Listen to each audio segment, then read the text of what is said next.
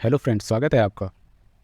आज की इस वीडियो में हम CSS टेक्स्ट इफेक्ट के बारे में सीखने जा रहे हैं और इसमें 4 प्रॉपर्टी होती है। CSS text overflow, CSS word wrapping, CSS word breaking और CSS writing mode. Friends, web designing के अंदर इन चारों प्रॉपर्टी का एक अलग ही स्थान है। अगर हम एक वेब डेवलपर हैं तो ये हमें जानना बहुत ज़रूरी है। ठीक है, सबसे पहले हम यहाँ पर CSS का टेक्स्ट ओवरफ्लो समझेंगे। हम आगे अपने कोड एडिटर पे और यहाँ पर मैं HTML का बेसिक टैग लेता हूँ। मैं टाइटल में डाल देता हूँ CSS टेक्स्ट इफेक्ट। ठीक है, उसके बाद बॉडी में आते हैं। तो फ्रेंड्स, CSS टेक्स्ट इफेक्ट में जो सबसे पहली प्रॉपर्टी CSS टेक्स्ट ओवरफ्लो है, इसमें बताना है कि वो टेक्स्ट जो दिखाई नहीं दे रहा है वो किसी यूज़र को कैसे दिखाई दे। मान लीजिए कोई हिडन टेक्स्ट है, वो किसी यूज़र को किस तरीके से दिखाई दे वो इसमें शो करना है। तो देखिए इसमें कैसे करते हैं। सबसे पहले मैं एक पैराग्राफ लेता हूँ और इसमें एक डमी टेक्स्ट लिख देता हूँ। ठीक है, ये टेक्स्ट बहुत बड़ा है, इसको थोड़ा छोटा करते हैं। इसके साथ ही मैं एक और पैराग्राफ लूँगा और इसमें भी एक डमी टेक्स्ट डालूँगा। ठीक है, ठीक है, तो मैंने 2 पैराग्राफ लिए हैं और उसमें डमी टेक्स्ट डाल दिया है। इस वाले पे मैं पहले वाले पे मैं क्लास 1 लिख देता हूँ। इसी तरीके से जो दूसरा पैराग्राफ है इसमें मैं क्लास डाल देता हूँ 2। ठीक है, चलिए फ़िलहाल इसको सेव करके और रिफ्रेश करते हैं। तो आप देख पा रहे हैं 2 पैराग्राफ यहाँ पर आ चुके हैं। अब देखिए इंटरनल CSS के थ्रू मैं आप लोगों को बताऊंगा कि टेक्स्ट ओवरफ्लो को कैसे यूज़ किया जाता है। तो उसके लिए सबसे पहले स्टाइल लेते हैं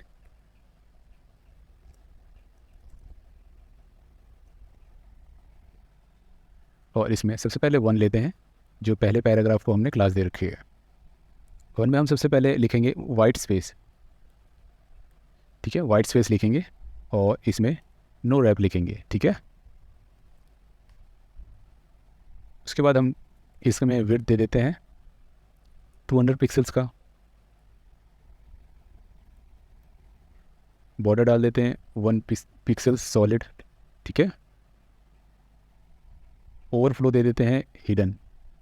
देखिए इसको जैसे ही मैं सेव करके रिफ्रेश करता हूँ तो आप देख सकते हैं यहाँ पर कुछ वर्ड है वो इसके अंदर छुप गया है। ठीक है, और इसके बाद हम डालते हैं यहाँ पर टेक्स्ट ओवरफ्लो। इसमें मैं अगर क्लिप डाल दूँ और सेव करके रिफ्रेश करूँ तो देख सकते हैं एक क्लिप का मतलब वही है कि इसके अंदर की जो और चीज़ें हैं वो क्लिप हो गई।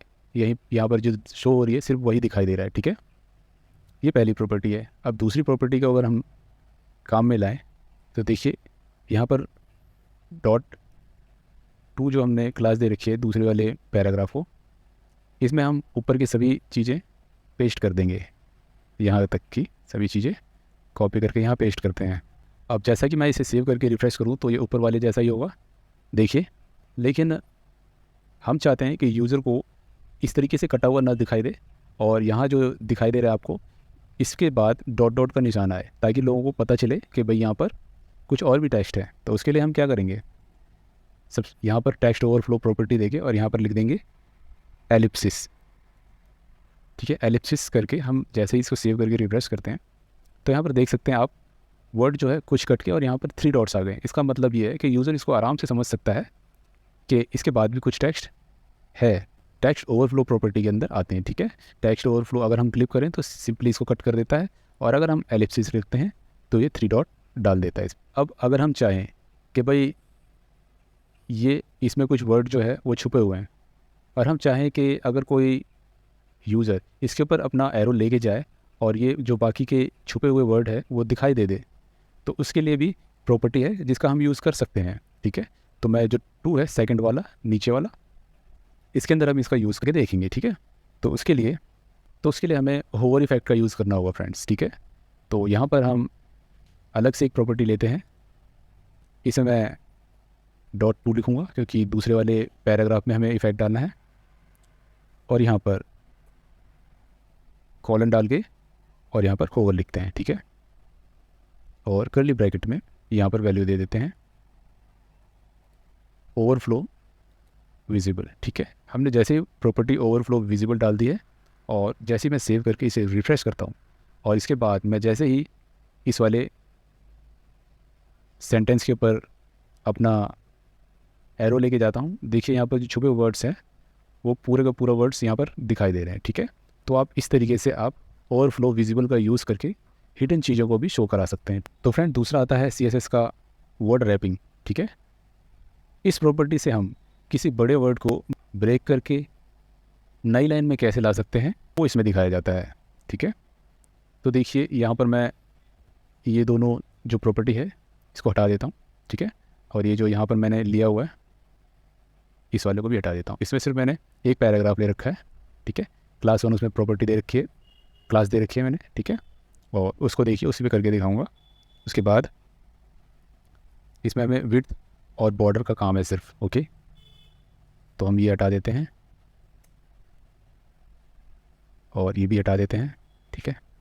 अब देखिए इसे सेव करके मैं रिफ्रेश करता हूँ तो आप देख सकते हैं यहाँ पर ये इस तरह का पैराग्राफ आ रहा है, ठीक है।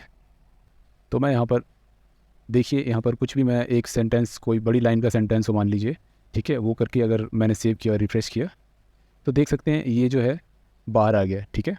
ऐसे ही कई सेंटेंसेस होते हैं जो एक लाइन के होते हैं लेकिन वो बाहर आ जाते हैं, तो उसको अंदर करने के लिए हमारे पास प्रॉपर्टी है ब्रेक वर्ड का, ठीक है।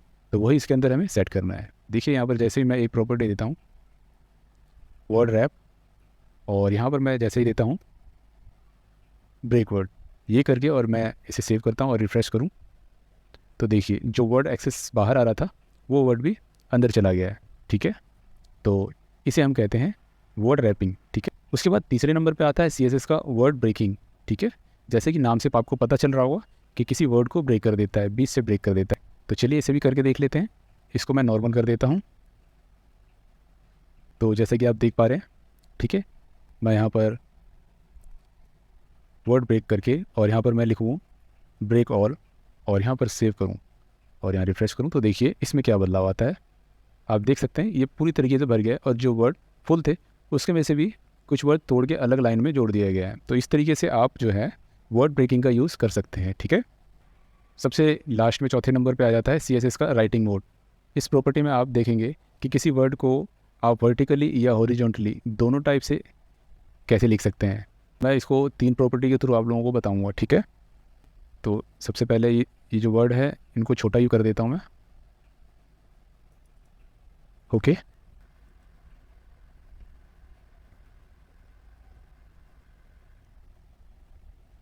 यहाँ पर मैं क्लास 2 दे देता हूँ और यहाँ पर मैं एक और पैराग्राफ लेता हूँ और उसमें मैं यही सेंटेंस लिख देता हूँ।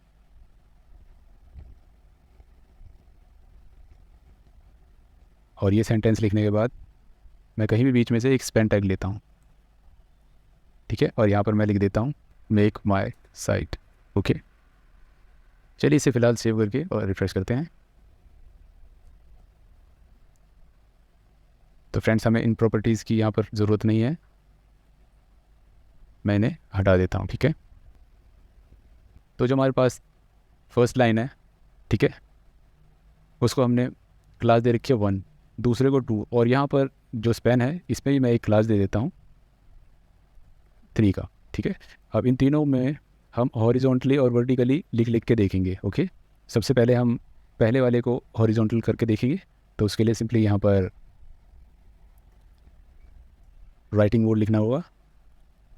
राइटिंग मोड लिख के और यहाँ पर हमें हॉरिजॉन्टल TB का यूज़ करना होगा और जैसे ही हम इसे सेव करके रिफ्रेश करते हैं तो इसमें कोई फ़र्क नहीं पड़ने वाला है क्योंकि ये ऑटोमेटिकली हॉरिजॉन्टल तो है ही, तो इसलिए इसमें कोई इफेक्ट नहीं पड़ेगा। उसकी तरह जो क्लास 2 है उसमें इफ़ेक्ट करके देखते हैं। इसमें देखिए सबसे पहले मैं वही राइटिंग मोड लिखूँगा और यहाँ पर मैं वर्टिकल RL लिखूँगा, ओके।